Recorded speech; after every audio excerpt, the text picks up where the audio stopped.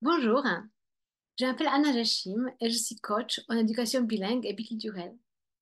Je travaille avec des parents qui ont des difficultés à transmettre leur langue maternelle à leurs enfants.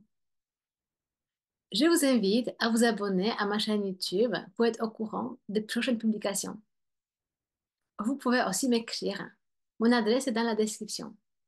Aujourd'hui, je vous propose un cycle de vidéos sur la question du mindset, c'est-à-dire de l'attitude que nous pouvons avoir par rapport à l'éducation bilingue et à la transmission de nos langues à nos enfants.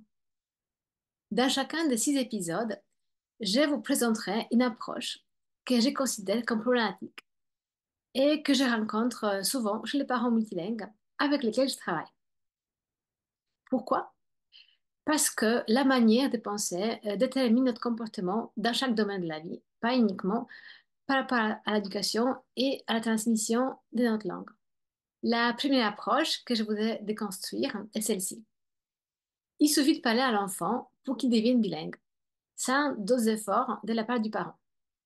Le seul enfant qui acquiert automatiquement la langue du parent sont les enfants qui sont élevés dans un environnement monolingue. Parce que l'enfant a besoin de communiquer avec son parent, et donc si son parent s'adresse à lui dans une langue, et s'il y a une seule langue, l'enfant choisit automatiquement cette langue pour communiquer avec son parent. Pour les enfants qui sont élevés dans un environnement bilingue ou multilingue, cela se présente différemment. L'enfant, il a un choix. Il a un choix entre la langue minoritaire, donc la langue du parent, et la langue majoritaire, donc la langue du pays où habite la famille. Et en général, la langue majoritaire, elle est plus présente dans la vie de l'enfant. Et donc l'enfant l'a choisi pour communiquer avec son parent, parce que pour lui, c'est plus facile. Quand il veut dire quelque chose, les mots qui lui viennent à l'esprit sont justement dans la langue majoritaire. Donc, si on ne fait que parler notre langue à notre enfant, ce n'est pas assez incitant et motivant pour l'enfant pour qu'il nous réponde dans notre langue. Après, il y a aussi des enfants qui sont très bavards, hein, qui sont très expressifs et pour qui cela peut fonctionner, mais c'est une minorité. Et ces enfants, ils aiment bien communiquer.